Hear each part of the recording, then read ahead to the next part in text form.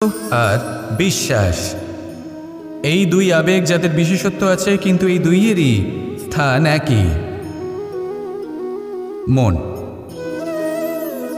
বিশ্বাস আর সন্দেহ এই দুটোই কখনো আমাদের দুঃখের কারণ হয়ে দাঁড়ায়, বিশেষ করে তখন যখন আমরা কোনো ব্যক্তির চরিত্রের আকলন উচিতভাবে করতেই পারি না। আর তাছাড়া এই কাজটা সহজ নয়।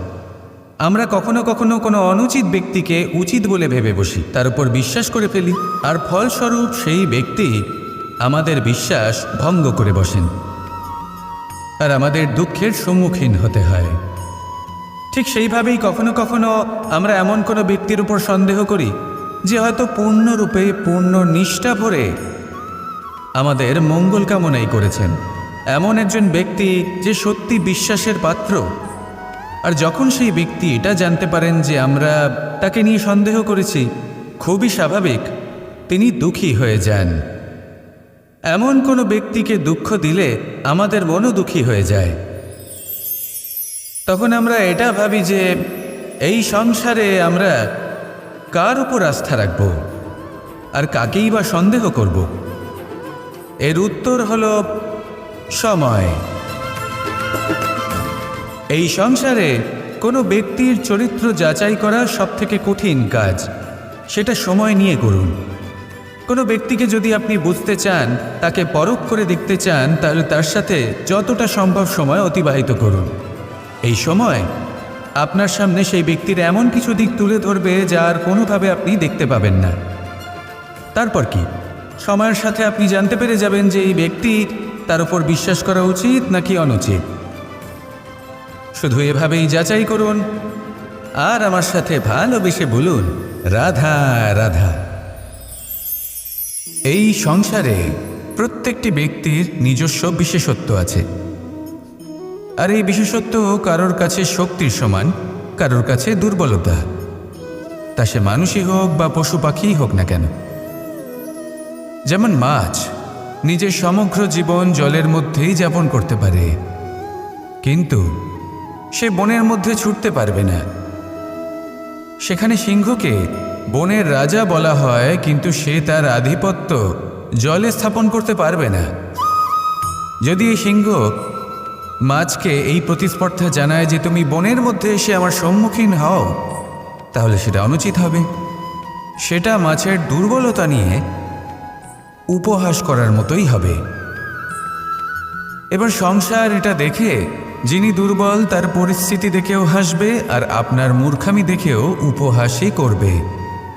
সেই জন্য নিজের জীবনে সব সময় যদি নিজের তুলনা করতে হয়, তাহলে সেই ব্যক্তির সাথে করুন যে বল, স্থান এবং ধন এই তিন দিকে আপনার সমতুল্য, কারণ সেক্ষেত্রে দুজনেই উচিত শিক্ষা লাভ করবেন।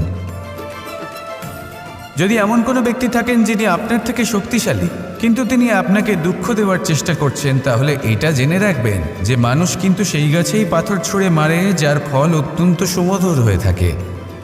আর যদি আপনি বেশি শক্তিশালী হন, তাহলে অহংকার করবেন না। এটা মনে রাখবেন, অনেক বড় বড় পাথরও জলে ডুবে গিয়ে নিজের অস্তিত্ব হারিয়ে ফেলে। নিজের নিজের শক্তি সম্পর্কে সচেতন হন, সবাইকে ভালোবাসুন, সবাইকে সাহায্য করুন, আর আমার সাথে ভালোবেসে বলুন, রাধা রাধা। মানুষ জীবনে সব সময় চিন্তা করে, ভাবতে থাকে যে তার জীবনে কতই না সমস্যা। তারপরে নিজের আশেপাশে দেখে আর ভাবে যে সবাই কত প্রসন্ন, শুধু আমার জীবনেই সমস্যা আছে। কিন্তু বিষয়টা তা নয়। শুধু প্রত্যেক ব্যক্তিরই নয়, প্রত্যেক প্রাণীরও জীবনে সমস্যা আছে। এবার মানুষ একটা পাখিকে দেখে এটাই ভাবে যে এদের জীবন কতটা সহজ, কোনো দেশেরই সীমারেখা এদের ওপর লাগু হয় না, কোথায় থাকবে সেই নিয়েও কোনো ভাবনা নেই, কত শান্তির জীবন এদের। তারপর সে একটা পিঁপড়েকে দেখে আর এটা ভাবে, কি অসাধারণ, এদের তো সারা জীবনই মাটির উপরেই অতিবাহিত হয়, খাবারটাও মাটিতেই পেয়ে যায়, কি শান্তির জীবন এদের।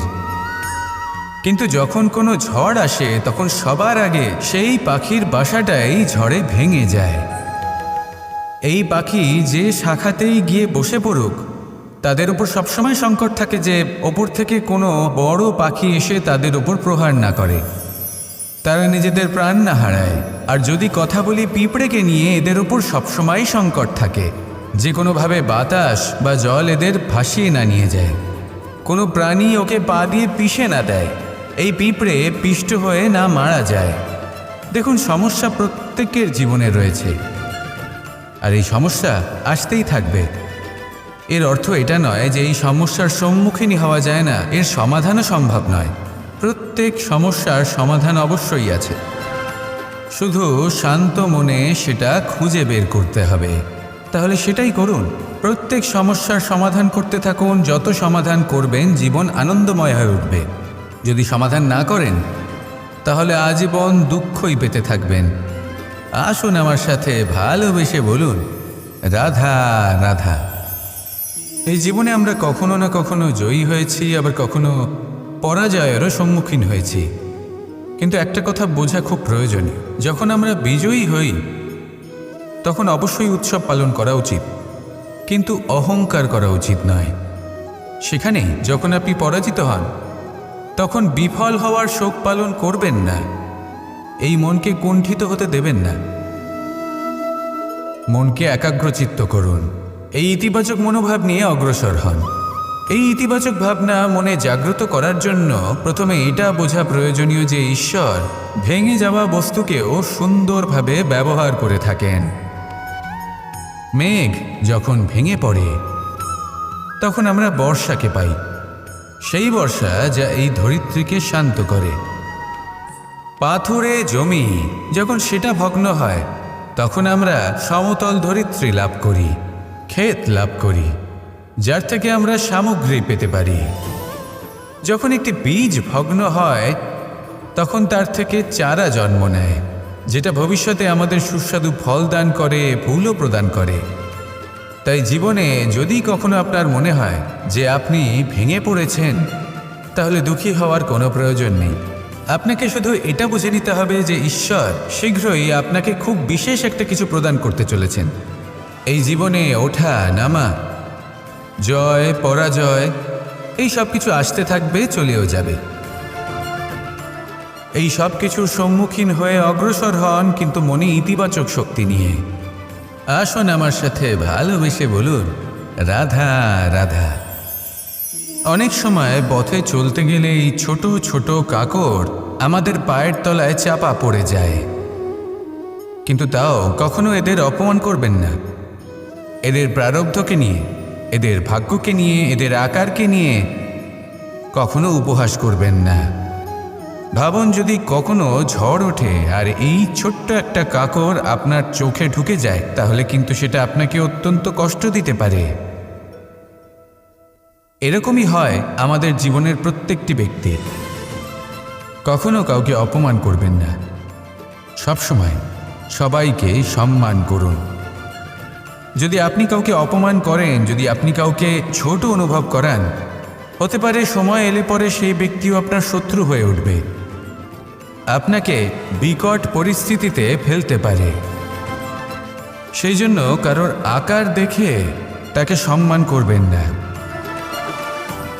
এই সংসারে সবাইকে সম্মান করুন, সবাইকে ভালোবাসুন, আর আসুন আমার সাথে ভালোবেসে বলুন, রাধা রাধা। এই সংসারে ভৌতিক বস্তুরও নিয়তি আছে। যারাই এই সংসারে আসে বা উৎপন্ন হয় তারা কিছুমাত্র সময় পর্যন্তই এখানে থাকতে পারে, আর তারপরে সেও লুপ্ত হয়ে যায়, অর্থাৎ সে নিজেও এই পঞ্চমহাভূতে সমাহিত হয়ে যায়। আমাদের সাথেও ঠিক এটাই হয়। সেই জন্যই ঈশ্বর দ্বারা প্রদত্ত এই উপহারের বিষয়ে ভাবুন, এই জীবনের বিষয়ে ভাবুন। ঠিক যেমন বিশ্বাস ভঙ্গ হলে কোনো ব্যক্তি আমাদের কাছে অপরিচিত হয়ে যান, ঠিক সেরকমই শেষ নিঃশ্বাস ত্যাগের পর এই শরীরও আমাদের কাছে পরই হয়ে যায়। তাই এই শরীর থাকাকালীন শ্রেষ্ঠভাবে একে সদ্ব্যবহার করুন, এই জীবনে শ্রেষ্ঠ কর্ম করুন। আর এই জীবনকে শ্রেষ্ঠভাবে যাপন করার জন্য কিছু কথা বোঝা প্রয়োজনীয়। যদি আপনি কারোর প্রশংসা করেন তাহলে পূর্ণ হৃদয় দিয়ে করুন। যদি আপনি হস্তক্ষেপ করে থাকেন তাহলে মস্তিষ্ক দ্বারা করুন। যদি আপনি সমীক্ষা করেন তাহলে বিবেক দ্বারা করুন। যদি আপনি ধন অর্জন করতে চান তাহলে নীতি অনুসারে চলুন। যদি জীবনযাপন করতে চান তাহলে রীতি মেনে করুন। আর যদি ঈশ্বরের ভজন করতে চান তাহলে ভক্তিভাব নিয়ে করুন। শুধু এই কথা মনে রাখবেন যে আপনার এই জীবন কিন্তু অনিশ্চিত কাল পর্যন্তই আছে। কতক্ষণ আছে সেটা কেউ জানে না। তাই কিছু মুহূর্ত যেটা যাপন করতে আমরা এখানে এসেছি সেখানে ক্রোধ, অহংকার, ঈর্ষা, এইসব আবেগের কি গুরুত্ব বলুন তো? এগুলো ত্যাগ করুন। মানুষকে ক্ষমা করতে শিখুন। আস্তে আস্তে বিশ্বাস করতে শিখুন। এই সংসারে নিঃস্বার্থভাবে প্রেম করতে শিখুন আর সবার মধ্যে আনন্দ বিতরণ করুন। তাই এই সব গুণ যদি আপনি আত্মসাৎ করতে পারেন তাহলে আপনার জীবনে শুধু আনন্দ এবং আনন্দই বিরাজমান হবে। আসুন আমার সাথে ভালোবেসে বলুন, রাধা রাধা। জল এই পৃথিবীতে বেঁচে থাকার জন্য আবশ্যক তো বটেই, কিন্তু এই জল আমাদের একটা অত্যন্ত গুরুত্বপূর্ণ শিক্ষা প্রদান করে। কখনো এই জলকে দেখেছেন? যে পরিস্থিতিতে এই জল প্রবাহিত হোক না কেন, এর উপর যা কিছুই প্রভাব থাকুক না কেন, এর পথে যতই বাধা আসুক না কেন, তার মধ্যে থেকে ও নিজের পথ ঠিক বের করে নেয়, কিন্তু নিজের প্রবাহ থামতে দেয় না, ক্রমাগত অগ্রসর হতে থাকে। সেরকমই একটা শিক্ষা যেটা আমরা জল থেকে পেয়ে থাকি তা হলো এটা, আমরা যখন জলের দিকে তাকাই তখন আমরা নিজের প্রতিবিম্ব দেখি, স্পষ্টভাবে দেখতে পাই। কিন্তু তখনই দেখতে পাই যখন এই জল শান্ত থাকে, স্থির থাকে। যদি এই জল অশান্ত হয়ে থাকে, স্থির না হয়, তাহলে আমরা এতে নিজের প্রতিবিম্ব দেখতে পাই না। এটাই আমাদের মনের সাথেও হয়ে থাকে। যখনই জীবনে কোনো সংকট আসে, যদি আমরা শান্ত মনে, স্থির মনে সিদ্ধান্ত নিই, তাহলে সেটা এমন একটা শীতল সিদ্ধান্ত হবে যেটা আমাদের ভবিষ্যৎকে একটা শ্রেষ্ঠ স্থানে নিয়ে যাবে। যদি মন অশান্ত হয়, বিচলিত হয়, পীড়িত হয়, দুঃখিত হয়ে থাকে, রুষ্ট হয়ে থাকে, তাহলে অনেক সময় আমরা এমন সিদ্ধান্ত নিই যেটা আমাদের জন্য অনুচিত প্রমাণিত হয়। যখন আপনি ক্রুদ্ধ ছিলেন বা দুঃখের বশে ছিলেন, তখন অনেক সময় হয়তো এমন সিদ্ধান্ত নিয়েছেন যেটার জন্য ভবিষ্যতে আপনি অনুশোচনা করেছেন। এবার দেখুন, এই আবেগগুলো থেকে আমরা পালাতে পারবো না, কিন্তু এই আবেগগুলো আপনার ওপর কতটা প্রভাব ফেলবে সেটা আমরা অবশ্যই ঠিক করতে পারি। এই মনকে আমরা নিয়ন্ত্রণ করতে পারি। এটাই করুন, চিন্তা করুন, এই মনকে শান্ত রাখুন, স্থির হতে চেষ্টা করুন, আর তারপরে সিদ্ধান্ত নিন। আসুন আমার সাথে ভালোবেসে বলুন, রাধা রাধা। আপনি কি কখনো নৌকা যাত্রা করেছেন? করে না থাকলেও নিশ্চয়ই দেখেছেন যে এই জল যা নিজের অন্তরে সব কিছু সমাহিত করে নিতে পারে, এই নৌকা সেই জলের ওপরেই ভেসে থাকে। নদীর স্রোত কাটিয়ে সে সামনে অগ্রসর হয়। কিন্তু যদি এই নৌকায় কোনো ছিদ্র হয় তাহলে কিন্তু সেই নৌকা ডুবে যাবে। আর এতে কোনো তফাৎ হবে না যে সেই ছিদ্র ছোট নাকি বড়, নৌকা ডুবে যাবে।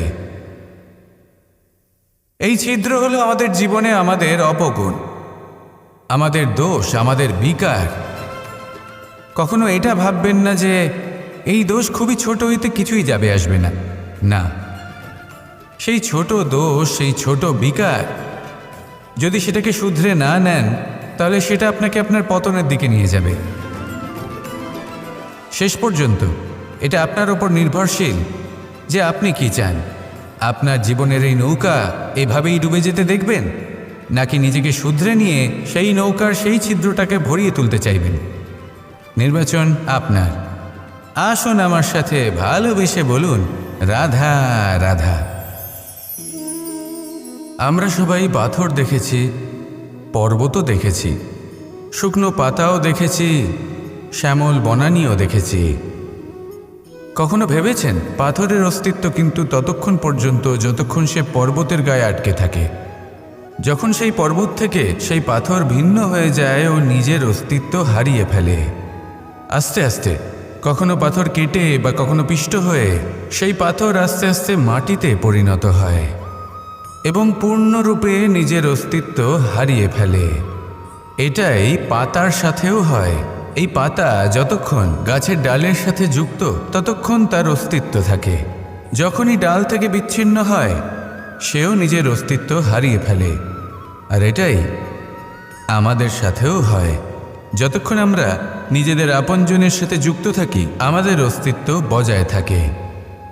যখন আপনজনদের সাথে সম্পর্ক ছিন্ন করি তখন আমরাও আমাদের অস্তিত্ব হারিয়ে ফেলি। এবার এই সংসারের প্রত্যেক ব্যক্তি স্বতন্ত্র থাকতে চান, আর অনেক ব্যক্তি স্বতন্ত্র থাকবেন বলে আপনজনদের দূরে করে দেন আর তাদের সাথে এই সম্পর্ক ছিন্ন করেন। এটা কি সত্যি প্রয়োজন?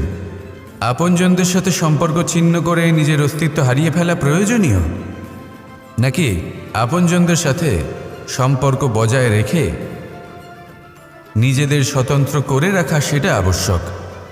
নির্বাচন আপনারই। আসুন আমার সাথে ভালোবেসে বলুন, রাধা রাধা। আমরা প্রত্যেকেই অবশ্যই এমন সময় দেখেছি যখন অনেকগুলো সমস্যা একসাথে আমাদের জীবনে এসে পড়ে। সমস্যা আমাদের প্রত্যেকের জীবনেই থাকে।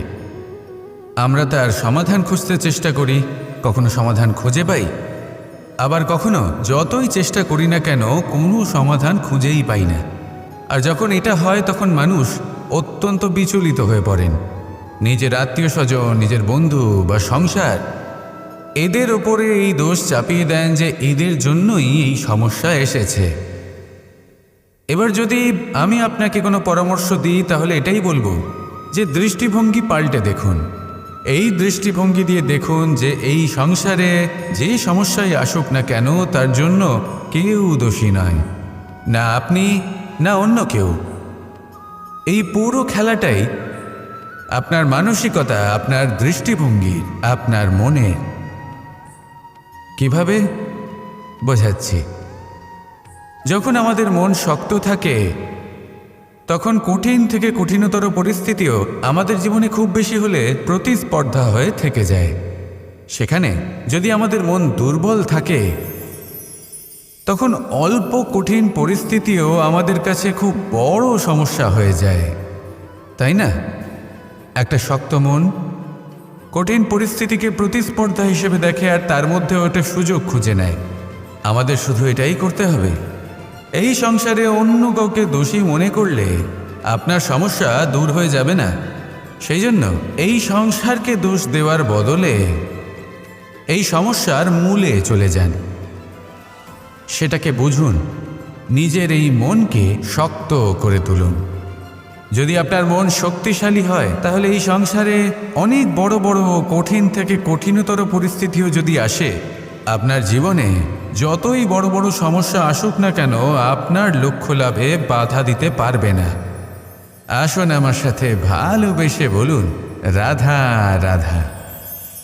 কখনো এই প্রকৃতির দিকে তাকিয়ে থাকবেন। এই প্রকৃতি অনেক ধরনের শিক্ষা দেয়। কোনো একটা গাছকে দেখুন কিভাবে সে মাটি থেকে জল শুষে নেয়। সে ঝড় হোক বা হোক কড়া রোদ সব সহ্য করে এবং অবশেষে সে ফল ধারণ করে। আর সেই ফল উৎপন্ন করার পরে সে ফল কিন্তু সে নিজে গ্রহণ করে না, এই সংসারকে প্রদান করে, যাতে পশু পাখি মানুষ তারা এই ফল গ্রহণ করে শক্তিশালী হয়ে উঠতে পারে, সুস্থ থাকতে পারে। সেভাবেই নদী, সরোবর এরা নিজেরাও কিন্তু নিজেদের জল গ্রহণ করে না, মাটিকে প্রদান করে, পশু পাখিকে প্রদান করে। সূর্য নিজেও নিজের জন্য প্রজ্বলিত হয় না, সে প্রকাশ ছড়িয়ে দিতে চায় আমাদের সবার কাছে, সে আলো পৌঁছে দিতে চায়। এই প্রত্যেকের কর্মে পরমার্থ নিহিত আছে, আর সেই জন্যই এদের সকলকে পুজো করা হয়। তাই মনে রাখবেন, আপনার কাছে জীবন যাপনের অতিরিক্ত যা কিছুই আছে তা পরমার্থের জন্য। তাহলে তার সদ্ব্যবহার করুন আর আমার সাথে ভালোবেসে বলুন, রাধা রাধা। পরিবর্তন, এটা হলো সৃষ্টির অমূল্য নিয়ম। এই সংসারে সবকিছু সময়ান্তরে পরিবর্তিত হয়, এই সময়ও পরিবর্তিত হয়। পরিবর্তন চিরকাল হয়ে এসেছে আর চিরকাল হতে থাকবে। কিন্তু এবার আমরা সেই পরিবর্তন কিভাবে লাভ করব, যেটা আমাদের প্রয়োজন, যেটা আমরা চাই। আমরা জীবনে বিকাশ চাই। এই বিকাশ কিভাবে লাভ করতে পারি?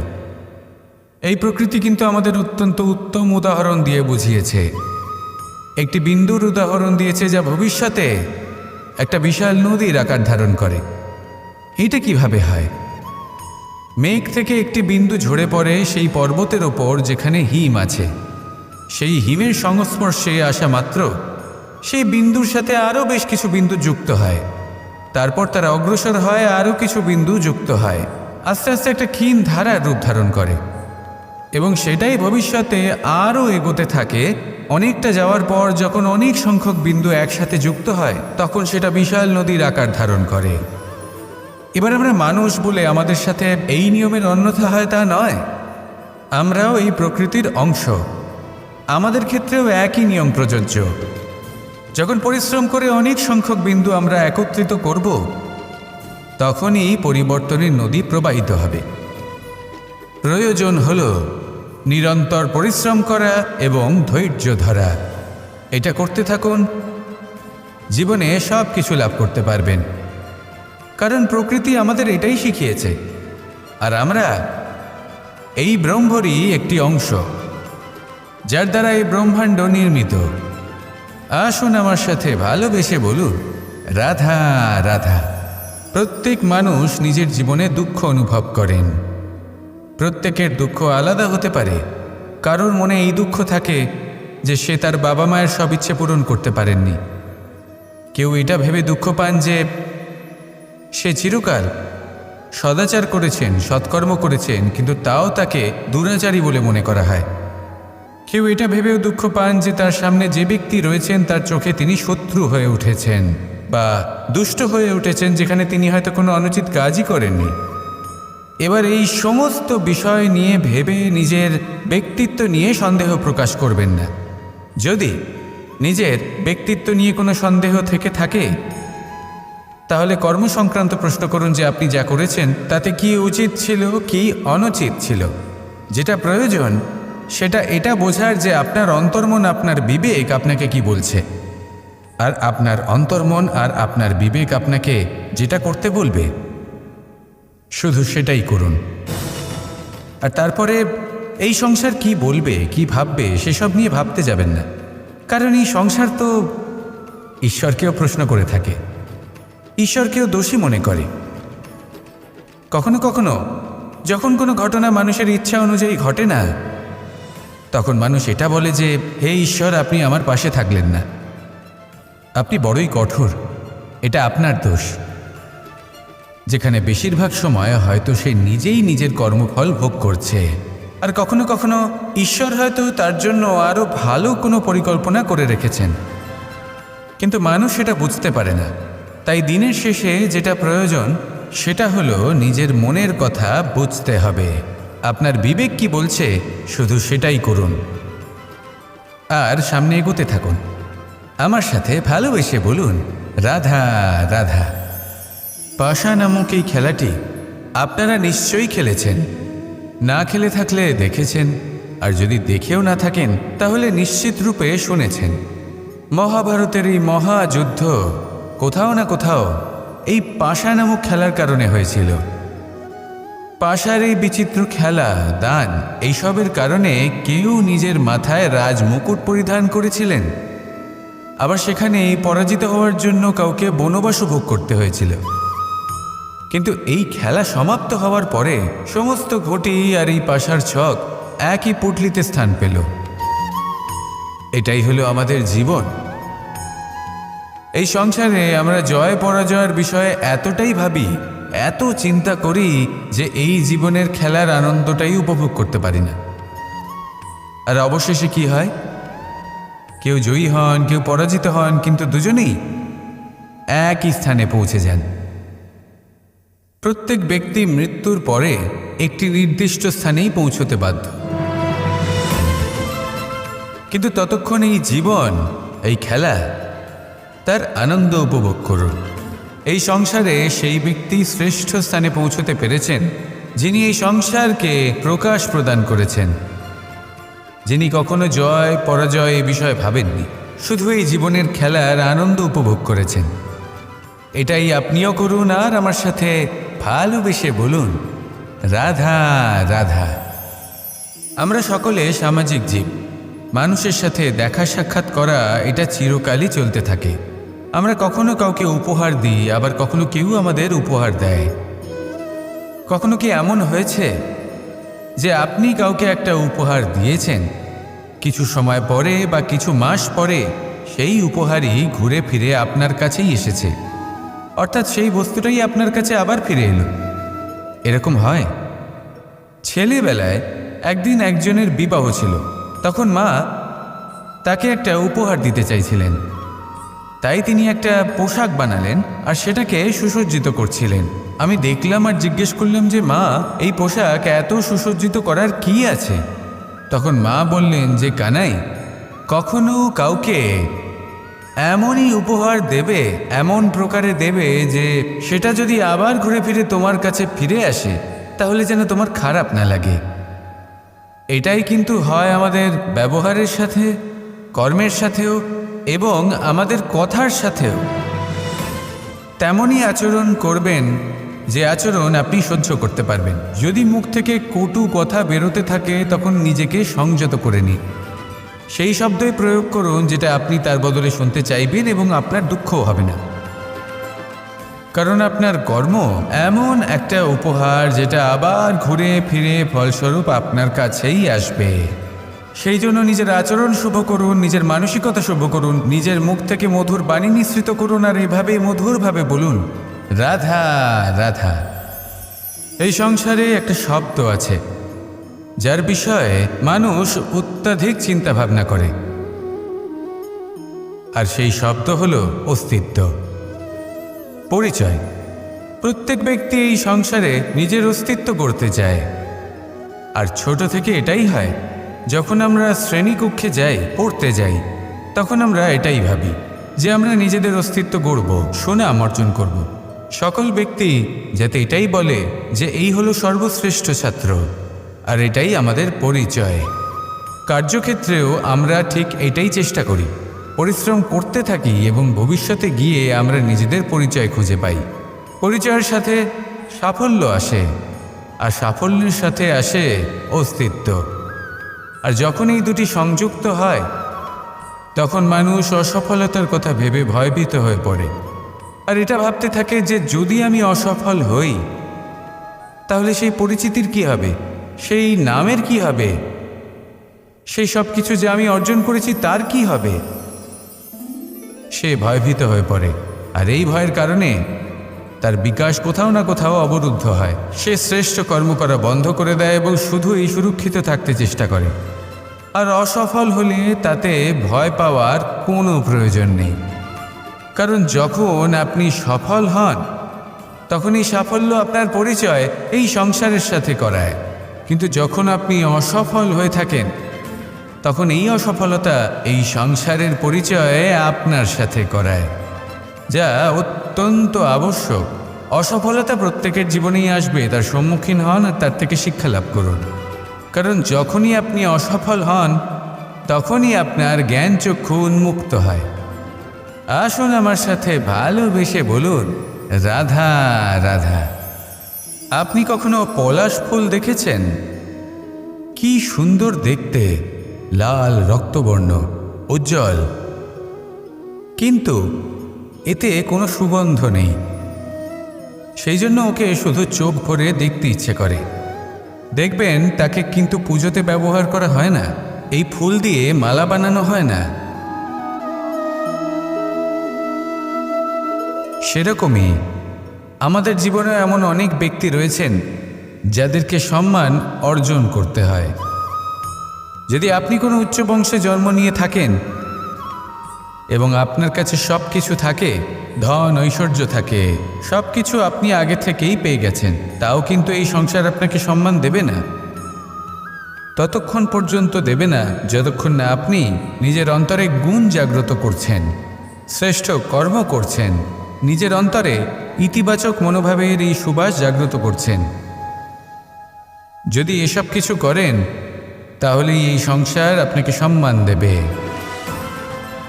এবার এটা আপনার ওপরে নির্ভরশীল যে আপনি কি পলাশ ফুলের মতো হতে চান, নাকি অন্য কোনো ফুল হয়ে উঠতে চান যার সুবাস আছে, যে নিজের সুবাস এই সারা পৃথিবীতে ছড়িয়ে দেয়। আসুন আমার সাথে ভালোবেসে বলুন, রাধা রাধা।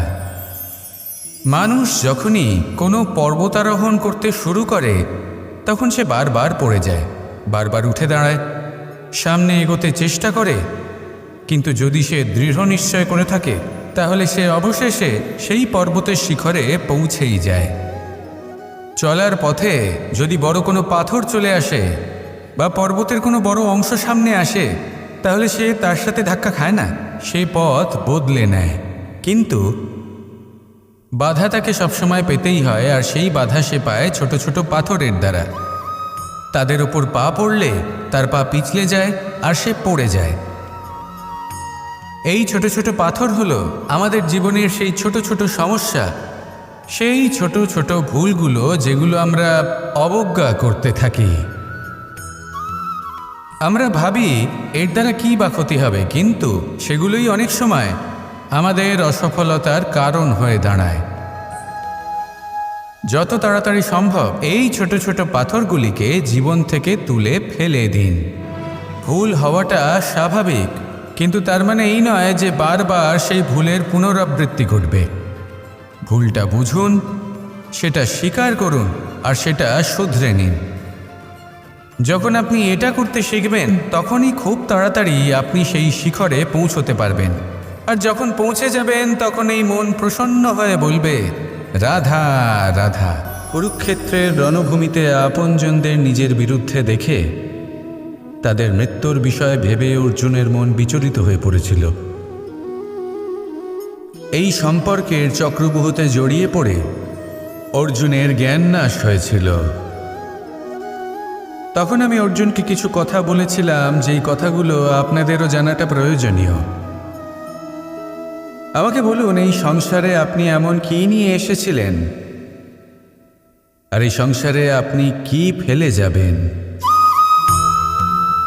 এই সংসার, এই জগৎ, এইসব বস্তু যা আপনার খুব প্রিয়, সব কিছু তা না জন্মের পূর্বে আপনার ছিল আর না মৃত্যুর পর আপনার থাকবে। এই সংসার আমার থেকেই জন্ম নিয়েছে আর মৃত্যুর পরে আমার মধ্যেই সমাহিত হয়ে যাবে। এখানে যার জন্ম হয়েছে তার মৃত্যু এখানে সুনিশ্চিত। শুধু জন্ম আর মৃত্যুর মধ্যের এই শরীর শুধুমাত্র একটা মাধ্যম যার দ্বারা আমরা কর্ম করি, আর এই কর্মের ওপরেই শুধু আমাদের অধিকার রয়েছে। কিন্তু এই সংসারের কিছু অজ্ঞানী এই বিকারগুলোতে জড়িয়ে পড়ে ফল লাভের ওপর নিজের মনোনিবেশ করে, ফলের চিন্তা করতে থাকে। আর যদি মন মতো ফল না পায় তাহলে কুপথে চলে যায়। অন্যদিকে এমন কিছু জ্ঞানী মানুষও আছেন যারা পূর্ণরূপে নিজেকে আমার কাছে সমর্পণ করেন আর শুধু নিজের কর্ম করতে থাকেন। এই কর্ম করেই আনন্দ লাভ করেন এবং তাতেই জীবনযাপন করেন। যদি আপনিও এটা চান যে আপনার জীবনে সুখ থাকুক, শান্তি থাকুক, সম্পন্নতা থাকুক, তাহলে সৎ পথে চলুন, ঈশ্বরকে স্মরণ করুন আর নিজের কর্ম করুন। আসুন আমার সাথে ভালোবেসে বলুন, রাধা রাধা। গোবর্ধন পর্বতের সাথে আমার সম্পর্ক কেমন আপনারা জানেন। অনেক দিন আগে যখন আমি ছোট ছিলাম, একদিন আমি আর বাবা গোবর্ধন পর্বতে ওঠার চেষ্টা করছিলাম। আমি ক্লান্ত হয়ে পড়লাম আর আমি বাবাকে বললাম যে, বাবা, আমাকে আর কতটা উপরে উঠতে হবে, আর ক পা যেতে হবে, আর কত উঁচুতে উঠতে হবে, আর কত সময় লাগবে? তখন বাবা হাসলেন। উনি আমার কাঁধে হাত রাখলেন আর আমাকে বললেন যে এটা আন্দাজ করতে যেও না যে আর কত সময় লাগবে, এটা মাপতে যেও না যে আর ক পা সামনে এগোতে হবে। শুধু এই যাত্রাপথের আনন্দ উপভোগ করো আর সামনে এগোতে থাকো। যদি এটা করতে পারো তবেই নিজের লক্ষ্য লাভ করতে পারবে। এটা কিন্তু আমাদের জীবনের সাথেও ঘটে। আমরা চিন্তিত হয়ে পড়ি যে এখনো আর কতটা সামনে এগোতে হবে, আর কতটা চেষ্টা করতে হবে, কতটা পরিশ্রম করতে হবে, আর কত সময় লাগবে নিজের লক্ষ্যে পৌঁছতে। এই চিন্তা ত্যাগ করুন, নিজের দৃষ্টিভঙ্গি পাল্টান আর এটা ভাবুন যে আরও কত শ্রেষ্ঠ কর্ম করতে পারি সামনে এগোনোর জন্য, আর কত তীব্র গতিতে আমি সামনে এগোতে পারবো। সামনে অগ্রসর হওয়ার এই যে যাত্রা বড়ই সুন্দর, এটার আনন্দ উপভোগ করুন। বাবার এই শিক্ষার কারণে আমি গোবর্ধন পর্বত হাতে তুলতে পেরেছি। দিনের শেষে এটা আপনার উপর নির্ভর করছে যে নিজের পর্বতরূপী লক্ষ্যকে আপনি নিজের হাতের মুঠোয় ধরে রাখতে পারবেন নাকি নয়। আসুন আমার সাথে ভালোবেসে বলুন রাধা রাধা।